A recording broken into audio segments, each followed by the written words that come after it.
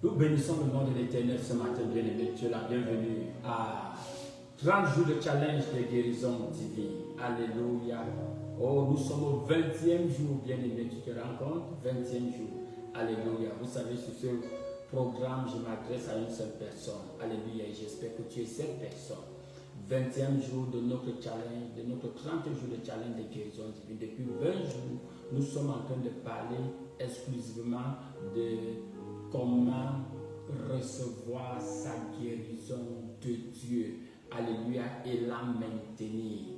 Alléluia. Il y a beaucoup de choses qui ont été dites. Tu peux partir sur notre chaîne YouTube.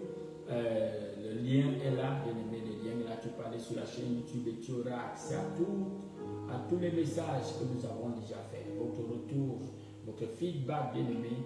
Et sera traité avec beaucoup d'honneur. Et ça nous sera très important. Alléluia. En attendant, avant que nous continuions sur le programme de ce matin, est-ce que tu peux partager, copier le lien, partage, envoie le lien à quelqu'un. Alléluia, surtout à ces personnes qui sont malades, qui sont à l'hôpital. Alléluia, je crois que le Seigneur sera très content de toi ce matin. Que le nom de l'Éternel soit glorifié. Amen. Ce matin, bien-aimé, nous allons continuer sur ce que nous avons commencé il y a de cela, je crois, 3 jours. Nous sommes en train de parler de la place de la méditation sur le rôle que la méditation joue, bien aimé, sur la guérison de ce pays. Alléluia. On a commencé par expliquer ce qu'était la méditation. On a aussi prouvé que tout le monde était déjà un grand méditateur. Alléluia. Ce sont des choses que nous faisons même par réflexe. Alléluia. Et aussi nous avons dit, quand nous parlons de la méditation selon la parole de Dieu, la méditation basée sur la parole de Dieu, ce n'est pas se vider la mémoire comme certaines personnes des religions le font, non, bien aimé. Au contraire, c'est remplir sa mémoire de la parole de Dieu, de la présence de Dieu. Nous avons parlé des instruments qui étaient nécessaires pour une bonne méditation. On a d'abord dit que l'instrument principal était la parole de Dieu. Le deuxième plus grand instrument, c'était ton cœur. Alléluia. Ton cœur occupe un rôle très important. Alléluia. Parce que la méditation, c'est dans ton cœur. Après ton cœur, ce sont tes pensées. Alléluia. La bataille, c'est au niveau des pensées, bien-aimés. Oh, dans le psaume 19, verset 14, il dit que les paroles de ma bouche et les méditations de mon cœur te soient acceptables. Oh Seigneur, ma force et mon rédempteur. Que les paroles de ma bouche et les méditations de mon cœur te soient acceptables. Alléluia. Donc tu vois ce que tu dis dans ta bouche et ce que tu dis dans ton cœur est très important. Alléluia, c'est vital, c'est très important, bien aimé.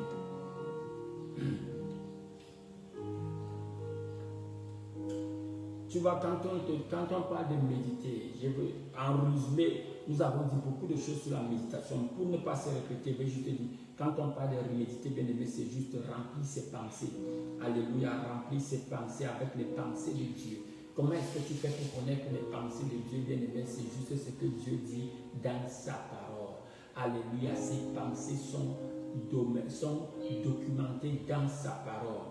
Alléluia, les pensées de Dieu n'est pas ce que tu crois. Les pensées de Dieu ne sont pas les rêves que tu as eus. Les pensées de Dieu ne sont pas les visions, les prophéties qu'on t'a données. Les pensées de Dieu sont ce qu'il dit dans sa parole. Alléluia, béni soit le nom de l'Éternel. Quand tu deviens préoccupé avec les paroles que Dieu t'a dit. Parce que la plupart du temps, nous sommes préoccupés avec ce que les choses nous ont dit. Nous sommes préoccupés par les événements que nous avons subis. Nous sommes préoccupés par la maltraitance, les insultes subies. Alléluia. Mais cette fois-ci, tu décides de te préoccuper entre guillemets de ce que Dieu dit à ton sujet ou au sujet de certains défis auxquels tu fais face. Je te donne un exemple.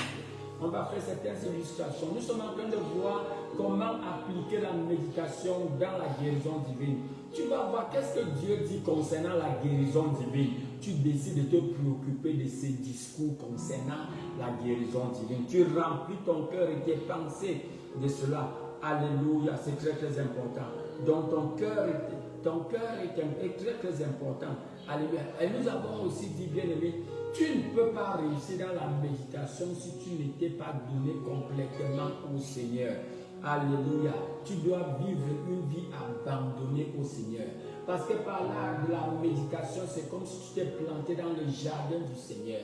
Tu vas voir partout quand la Bible nous parle du combat spirituel. Alléluia. L'une des choses que la Bible nous conseille, bien aimé, c'est une vie d'abandon. Il va te dire, soumets-toi à la parole. Alléluia. Soumets-toi à la parole et soumets-toi à Dieu et résiste le diable. On prend autorité contre les pensées, les raisonnements qui se posent à la connaissance de Dieu. Il dit on est prêt à punir toute forme de désobéissance quand notre obéissance est complète. Tu ne peux pas être en position de rébellion et tu veux mater une rébellion, ça ne se fait pas. Alléluia, ça ne se fait pas. C'est comme ça que les gens se sont retrouvés dans des problèmes. C'est pour ça que certaines personnes vont te dire que la Bible est pleine de contradictions. Quand tu approches la Bible avec cette mentalité que c'est plein d'erreurs, quand tu approches la parole de Dieu avec cette mentalité que Dieu n'est pas juste, ou Dieu n'est pas honnête, alléluia, ou bien Dieu fait des acceptions des personnes, bien aimé, te sera difficile de pouvoir bénéficier de la parole de Dieu. Alléluia. Donc tes pensées sont très très importantes, ton cœur est important. Alléluia. Béni soit le nom de l'Éternel. Merci Seigneur. Alléluia. Thank you Jesus. J'essaie de me retrouver sur mes papiers ici.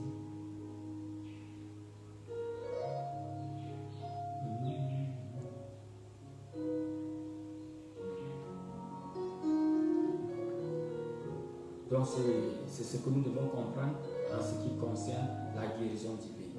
Ok, nous allons continuer, bien aimés. Ce matin, nous allons voir pourquoi est-ce que le cœur est important dans la vie. Parce que c'est là où les décisions sont prises. On sait ce que Proverbe nous fait comprendre. Tel que tu penses dans ton cœur, c'est ainsi que tu es. Alléluia. Il va te dire dans Proverbe 4, garde ton cœur fais tous les efforts pour garder ton cœur. Garde ton cœur avec toute diligence. Car de ton cœur sortent les choses de la vie. Alléluia. La vie, ça procède de ton cœur. Alléluia. Dieu veut ton cœur. Très très important. Alléluia. Les décisions que nous prenons dans la vie proviennent du cœur. Alléluia. Ça vient du cœur. Amen. Tu vas lire Proverbe chapitre 3. Dis mon fils, n'oublie pas ma loi. Alléluia. Que ton cœur les garde mes commandements. Alléluia. Car la longueur des jours. Alléluia. La longue vie, la paix. Tout ça, bien aimé, te seront ajoutés quand tu gardes ma parole dans ton cœur. Proverbe 4, verset 20. Mon fils, donne de l'attention à ma parole. Alléluia. Que ma parole ne s'éloigne pas de tes yeux.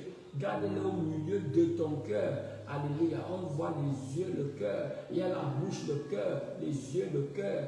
Alléluia. Très, très important. Car ma parole est la vie pour ceux qui la trouvent. Ceux qui la trouvent est un remède pour tout leur cœur. La parole de Dieu est une vie pour ceux qui la trouvent. Le royaume de Dieu est comme une femme qui a perdu une pièce d'argent. Alléluia. Bien aimé, on cherche la parole, on laboure dans la parole, on s'investit dans la parole. Parce que la parole semble couverte, elle semble fermée. Il faut l'ouvrir. L'un des instruments pour l'ouvrir, c'est la méditation. Pourquoi je dis qu'elle semble fermée? Une chose que tu dois comprendre, bien aimé, la vie chrétienne est une vie de révélation. Si Dieu ne te révèle pas sa parole, quels que soient tes efforts, tu ne la comprendras pas de manière vitale. C'est pour ça que tu peux avoir un doctorat en théologie et tu n'es pas né de nouveau. Alléluia. C'est pour ça que tu peux faire des années et des années à enseigner la Bible, mais tu ne comprends pas l'esprit de cette parole. Alléluia. Si Dieu ne t'ouvre pas sa parole, bien aimé, tu vas continuer de te buter à cette parole. Combien de théologiens est-ce que nous avons vu qui ne croient même pas que les miracles existent? Combien de théologiens, des docteurs, des professeurs en théologie avons-nous vu qui ne croient pas au Saint-Esprit? Alléluia. Ils peuvent te citer toute la Bible, mais ils n'ont pas l'esprit de la Bible. Pourquoi? Parce que la Bible, la parole de Dieu est un livre fermé. Alléluia. Tu as besoin de son esprit pour te l'ouvrir. C'est pour ça que Jésus a dit que j'ai beaucoup de choses à vous dire, mais vous ne pouvez pas les supporter. J'ai beaucoup de choses à vous dire, vous ne pouvez pas les comprendre. C'est ce qu'il voulait par leur dire. Mais quand le cœur de la Bible, l'inspirateur de la Bible viendra, il va tout vous enseigner. Il va vous conduire dans la vérité. Bien aimé, tu dois être conduit dans la vérité. Alléluia. Quelqu'un doit t'ouvrir la porte de la vérité. C'est le rôle du Saint-Esprit. Alléluia. Sinon, la parole de Dieu sera un langage grec pour toi. Ce sera un langage en hébreu. Tu vas passer le temps à voir, il y avait les contradictions. Mais une chose que tu dois connaître, de Genèse à Apocalypse, bien aimé, c'est juste tout un fil. C'est toute une harmonie. Alléluia. C'est le même auteur qui parle par des individus différents, mais il n'y a aucune contradiction. Alléluia. C'est pour ça que la Bible dit, il dit que l'homme naturel ne peut pas comprendre les choses de l'esprit. La parole de Dieu, c'est l'esprit. Alléluia. Jésus a dit que ces paroles sont esprit et vie. Et l'homme doit vivre par toutes cette parole. Donc ton cœur est très très important. Mais ça doit être un cœur qui s'est abandonné au Seigneur. Ça doit être un cœur qui s'est soumis à cette parole. Vous savez, certaines personnes ne veulent croire aux choses qu'elles comprennent.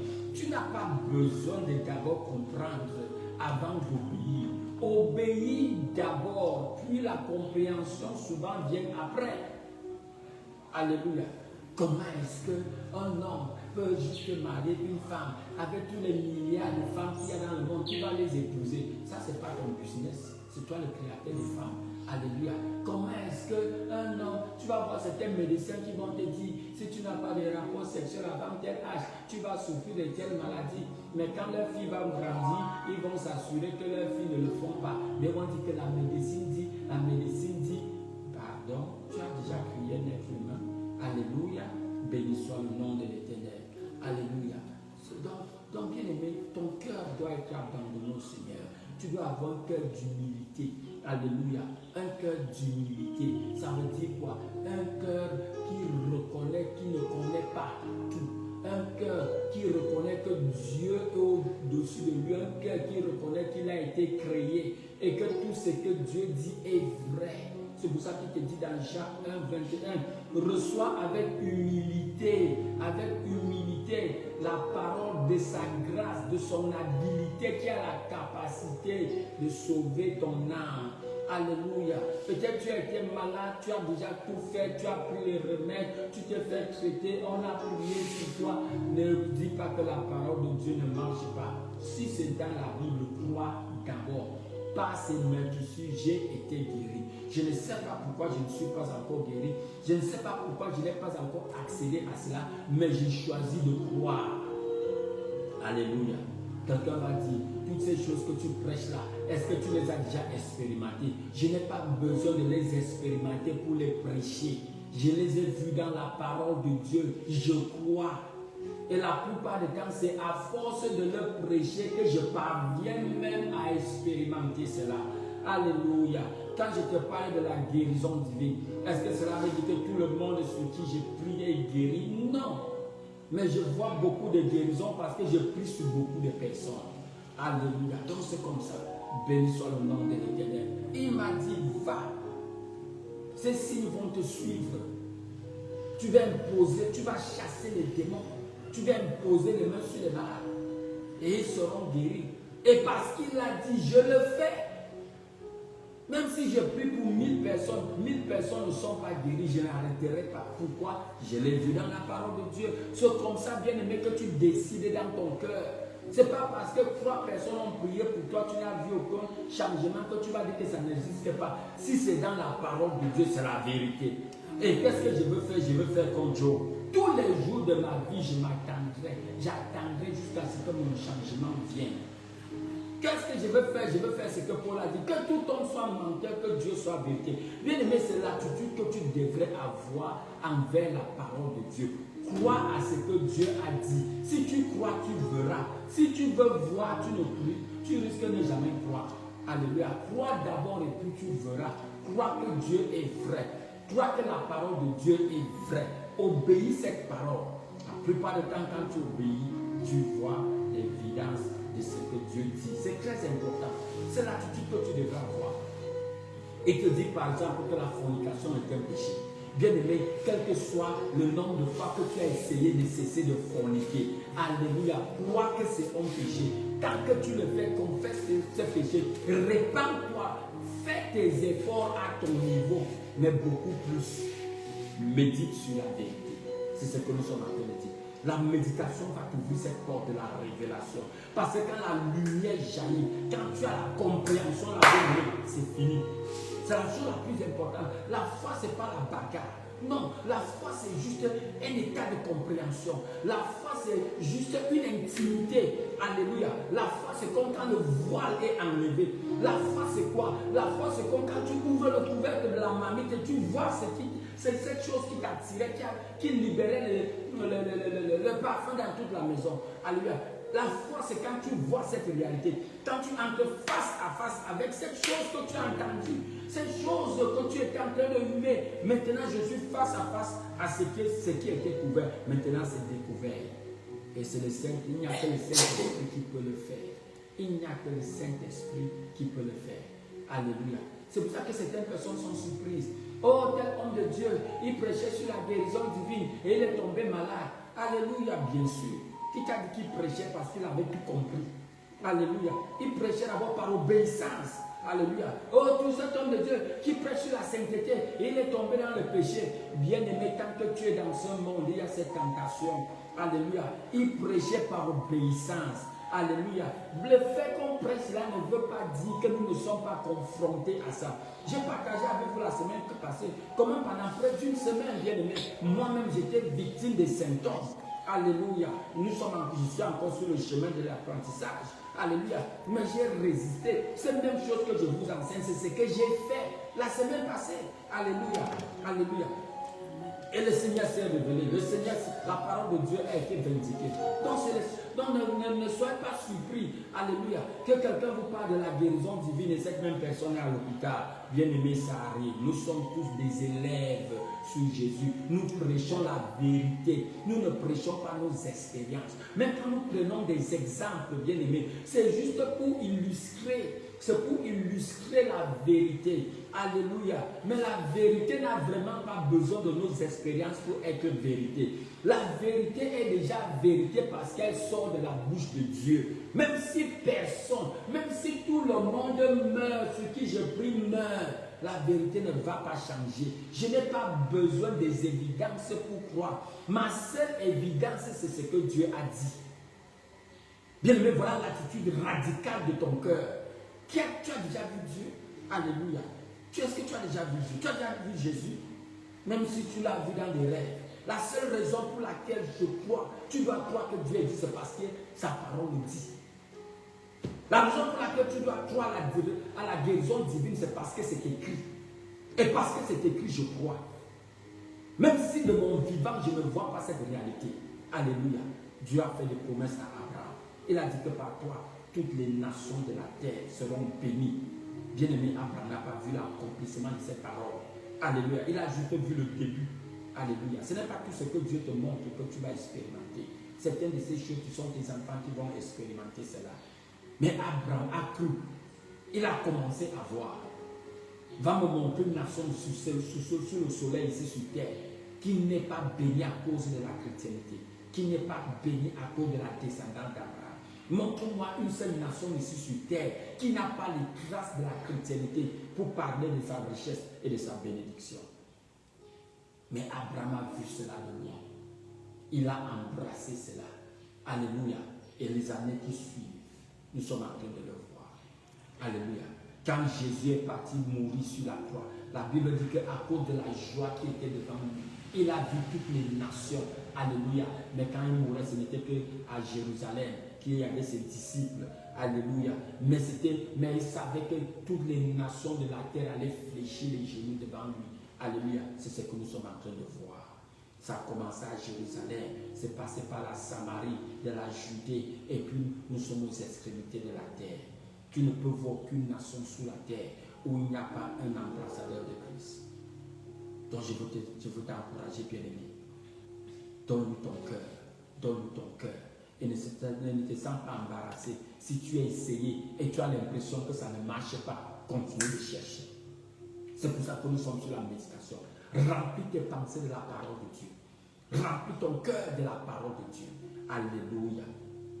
C'est très important. Regarde, je vais nous lire quelque chose dans 1 Chronique chapitre 28 verset 9. 1 Chronique chapitre 28 verset 9. Oh, béni soit le nom de l'Éternel. Certains d'entre nous, bien-aimés, on a besoin de prendre un jeûne. Tu prends un jeûne de 30 jours, un jeûne de 27 jours, de 30 jours. Tu sais ce que tu fais dans ce jeûne. Tu ne jeûnes même pas de la nourriture. Tu jeûnes de distraction de tes yeux, de ta bouche et de ton cœur. Tu manges toi ta nourriture gentiment. Mais tu décides de jeûner des distractions des yeux, des distractions du cœur. Pourquoi? Parce que tu veux transformer tes pensées. Je te mets au défi. Essaye. Tu seras choqué que la parole de Dieu, qui est comme une pierre d'achoppement, va devenir le miel dans ta bouche. Regarde ce que David dit à son fils Salomon, 1 Chronique chapitre 28 verset 9. Regarde ce qu'il dit. Alléluia, béni soit le nom de l'Éternel. Je vais le lire dans la version Darby. Je le lis dans la version Darby. Merci Seigneur. Et toi Salomon mon fils, connais le Dieu de ton père et sers-le avec un cœur parfait et avec une âme qui y prenne plaisir, car l'Éternel sonde tous les cœurs et discerne toutes les imaginations des pensées. Si tu le cherches, il se fera trouver de toi, mais si tu l'abandonnes, il te rejettera pour toujours. Donc, quand tu regardes la parole, c'est comme si Dieu se cache. Mais il ne se cache pas de toi, bien-aimé. Il se cache pour que tu le trouves. Il se cache pour que tu le cherches. Bien-aimé, Dieu n'est pas à la disposition des incrédules. Non. Tu te rends compte que Jésus, après sa résurrection, il a passé 40 jours sur terre à se montrer à ses disciples, à les enseigner. Jésus ne s'est présenté à aucun des incrédules. Hey, imagine si c'était moi Jésus. La première personne après ma résurrection à qui je devais me présenter devait être Pilate. Pilate! Tu avais demandé si j'étais le roi, mais voici Pilate. Hey, je vais apparaître dans sa chambre. Après, je devais aller chez Caïphe. Je devais aller voir ces soldats romains qui ont percé mon côté. Qui m'ont dit, je devais laisser les pieds, je devais d'abord aller me venger. Non, Dieu n'est pas comme un homme. Jésus ne s'est présenté à aucun incrédule. Alléluia. Il les a laissés tranquilles. Pourquoi? Parce qu'il savait qu'il n'avait besoin d'aucune preuve. L'incrédulité n'avait pas besoin de preuves.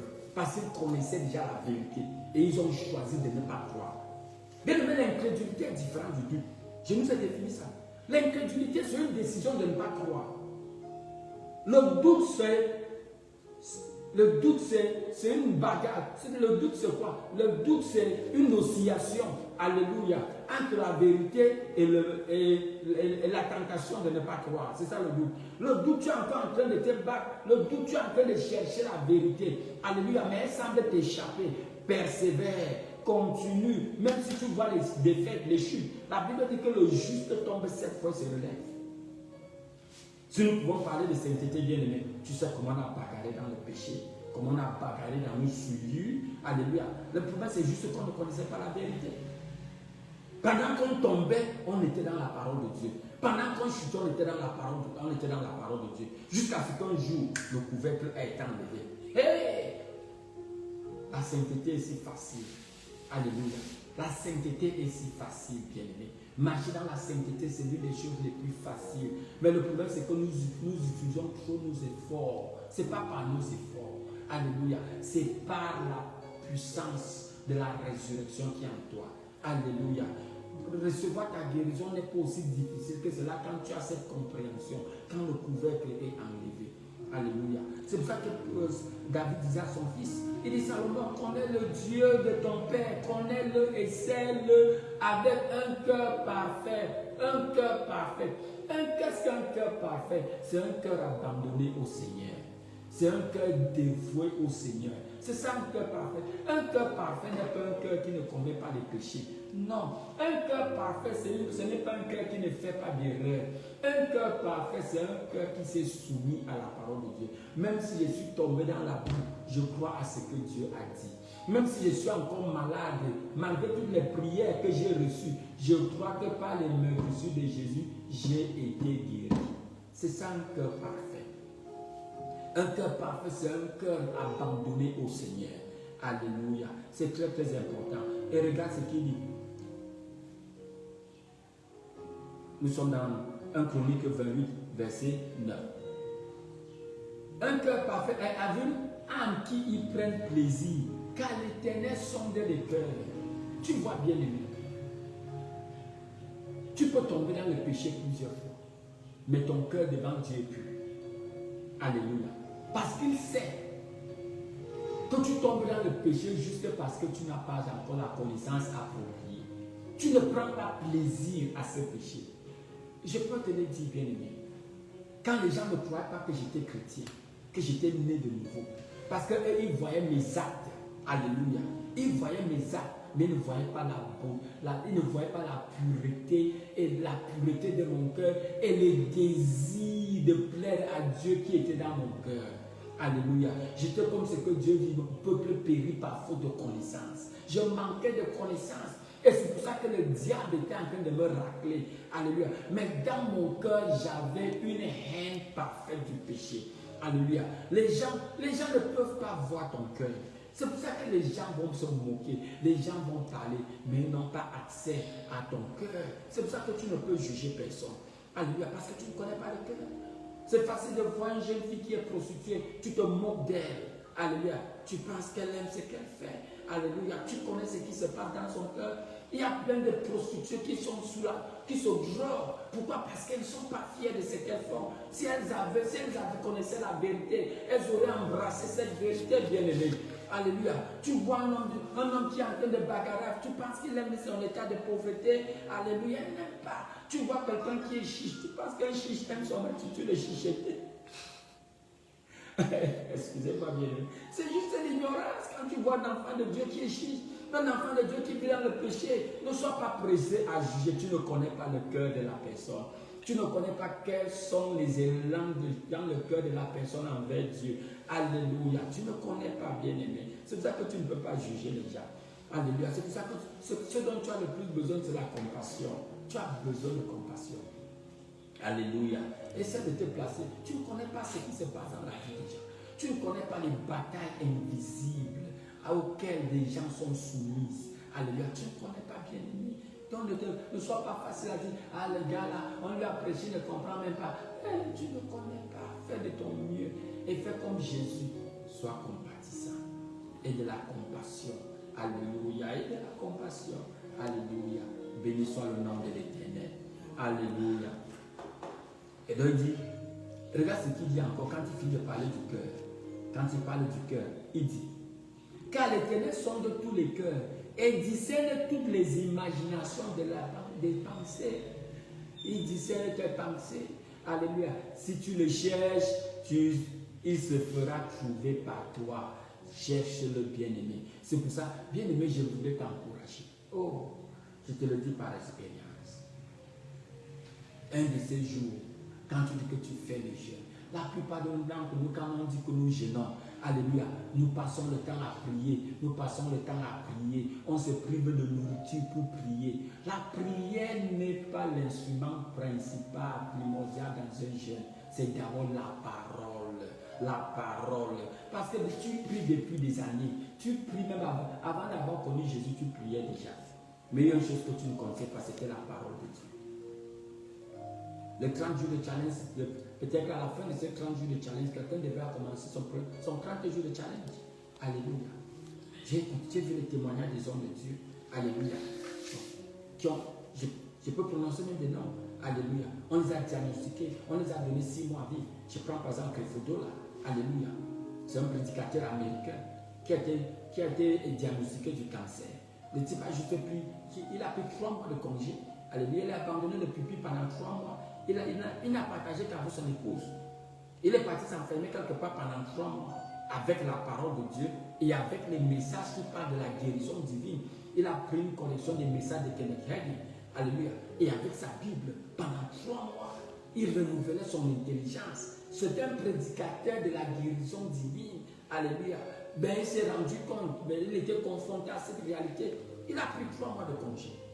Rien que pour aller commencer à se plonger. Alléluia. À plonger son corps dans la vérité. Hey, tu as déjà lu Romains 8, verset 11. Il dit que c'est l'esprit de celui qui a ressuscité Jésus-Christ d'entre les morts. Alléluia, est en toi. Celui qui a ressuscité Jésus-Christ d'entre les morts va donner la vie à ton corps mortel. Alléluia. La Bible dit bien aimé que la parole de Dieu est plus tranchante qu'une épée à double tranchant. Alléluia. Plus aiguisée qu'une épée à double tranchant. Elle divise les os de la moelle. Bien aimé, il n'y a pas une chirurgie aussi exacte qui peut être pratiquée comme la parole de Dieu. Elle discerne les pensées. Elle sépare l'esprit de l'âme. La parole de Dieu. Alléluia. J'ai écouté un autre jeune homme qui était un prédicateur américain. On lui avait donné chez lui, c'était 1 mois. On lui avait donné, c'était 6 mois. Bien aimé, c'est la même chose qu'il a fait. Je vous ai parlé de mon cas. Le Seigneur va demander, va de Genèse à Apocalypse, copie tout passage qui a la guérison divine et à la délivrance. C'est comme ça que j'ai eu accès à la guérison. Alléluia. Béni soit le nom de l'Éternel. Je remercie le Seigneur pour les gens qui prient pour toi. Mais je veux te dire, si tu le cherches, il va se laisser trouver par toi. Ce n'est pas que tu le trouves, il se laisse trouver. Pourquoi? Parce qu'il se cache pour toi. Alléluia. C'est un peu comme dans une relation d'amour. Alléluia. Tu vois cette personne envers qui tu as jeté ton dévolu. Plus tu l'approches, plus tu as l'impression qu'elle s'éloigne. Bien aimé, elle n'est pas vraiment en train de s'éloigner. Alléluia. Elle veut vraiment voir est-ce que tu es vraiment... Est-ce que tu es sérieux dans ta décision? C'est pour ça qu'il dit que quand tu le cherches, il se laisse trouver. Dieu se laisse trouver. Tu ne trouves pas Dieu. Il se laisse trouver. Alléluia. Quand tu le cherches, même pour le chercher, c'est toujours lui qui met ce désir de le chercher en toi. Ne te décourage pas. Alléluia. Donc tes pensées sont très très importantes. Parce que Dieu sonde les pensées de ton cœur. C'est ce que maman Anne, alléluia, dans 1 Samuel chapitre 2 nous a dit. Alléluia. Dieu c'est un Dieu de connaissance qui sonde les cœurs des hommes. Alléluia. Donc fais très attention. Tu ne peux pas prétendre devant lui. Il connaît la vérité de ton cœur. Alléluia. Tu passes tout le temps à te distraire, à distraire tes yeux, à distraire ta bouche. Après tu te mets, après tu vas prendre 5 minutes pour aller pleurer devant Dieu. Oh Seigneur, guéris-moi. Seigneur, guéris-moi. Non, Dieu connaît quand tu fais la comédie. Alléluia. Il sait quand tu n'es pas sérieux. Alléluia. Il sonde les pensées de ton cœur. Il sait quelle est ta priorité. Dieu le sait. Dieu sait quelle est ta priorité. Je peux te prouver cela, bien-aimé. Tu veux connaître ta priorité, c'est très simple. Fais juste un emploi de 24 heures et remplis cet emploi du temps. Tu connaîtras où ta priorité. Qu'est-ce que Jésus dit? Là où il y a ton cœur. Alléluia. Là il y a ton trésor. C'est là où il y a ton cœur. Quel est ton trésor? Son trésor, c'est où tu passes le plus de temps, où tu investis le plus de temps. C'est là où tu connaîtras quel est ton Dieu. Amen. Alléluia. Donc quand on parle de la pensée, bien aimé, la pensée est très très importante dans ta vie en tant que chrétien. Les batailles de la vie sont faites dans nos pensées. Alléluia. Tes pensées sont très très importantes. Et c'est un instrument très important dans la méditation. Alléluia. C'est à travers les pensées, bien aimées, que notre cœur est affecté. Quand tu vois quelqu'un qui est triste, c'est très simple. Va faire un scanner sur ses pensées. Tu vas te rendre compte que les pensées sont encombrées des informations oppressantes. Va voir quelqu'un qui est heureux, va regarder ce qui est dans ses pensées. Je peux très facilement changer l'attitude de ton cœur. C'est très facile. Alléluia. Donc les pensées te donnent des informations. Les pensées sont le canal pour toucher ton cœur. Alléluia. Ça commence par tes pensées. Alléluia. Alors si tu veux changer ce qui est dans ton cœur, parce que la foi c'est dans le cœur. Alléluia. Mais les pensées sont le canal, la route par laquelle tu atteins ce cœur. c'est par les pensées. Et maintenant, tes yeux et ta bouche, alléluia, sont des instruments de input, sont des voies d'accès dans les pensées. Les yeux et la bouche. Ce que tu vois affecte tes pensées. Ce que tu dis affecte tes pensées. Et puis cela descend dans ton cœur, alléluia, où la foi se trouve. Et quand on parle de la foi, tu peux avoir une foi négative. C'est l'incrédulité, alléluia. Pour certains d'entre nous, nous croyons beaucoup plus à ce que le diable fait qu'à ce que Dieu fait. Alléluia. Parce que nos pensées sont remplies des œuvres du diable. Amen. Alléluia. Donc les pensées sont très très importantes. Regarde ce que Paul dit par exemple dans 1 Corinthiens chapitre 2 verset 16. Il dit ayez cette même pensée. Alléluia. Il parle aux prières. Ayez cette même pensée.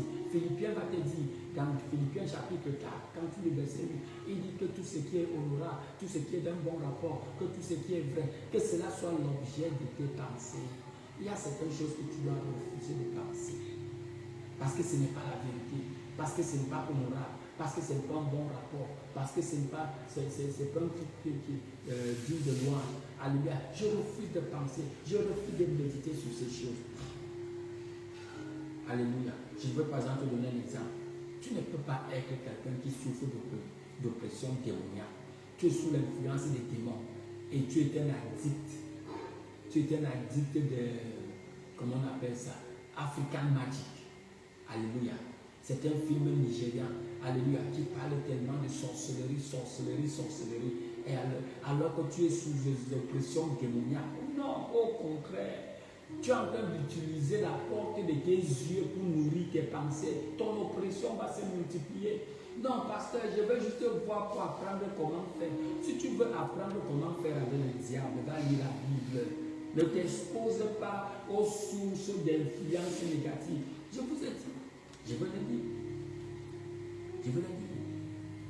Éphésiens chapitre 2, regarde ce qu'il dit dans Éphésiens chapitre 2.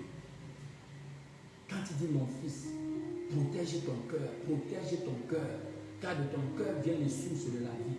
Regarde ce qu'il dit, Éphésiens chapitre 2, verset 1. Et vous, lorsque vous étiez morts dans vos fautes et dans vos péchés, dans lesquels vous marchiez autrefois, selon le craint de ce monde, selon le chef de l'autorité de l'air,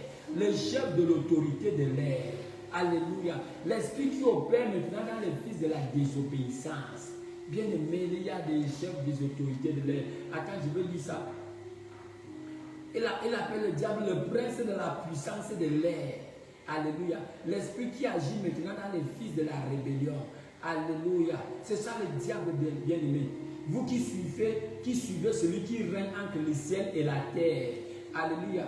Il dit dans la version Bible du Semeur, par ces actes vous conformez alors votre manière de vivre à celle de ce monde et vous suivez le chef des puissances spirituelles mauvaises, cet esprit qui agit maintenant dans les hommes rebelles à Dieu. Bien aimé, il n'y a rien d'anodin dans ce monde. Ces hommes que tu vois sont pollués des démons. Et le problème qui se pose, c'est que les démons ne peuvent pas s'exprimer tant qu'ils n'ont pas pris possession d'un corps. Parce que ce monde physique a été créé pour les corps physiques. C'est pour ça souvent qu'ils ne voient pas les corps à leur disposition, ils vont prendre possession des animaux. Ils peuvent entrer dans les souris, dans les chats. Quand tu entends les gens qui disent que les animaux qui mangent les billets de 10 000, ils vont venir voir les billets, ton argent, ils vont rien que ronger les billets de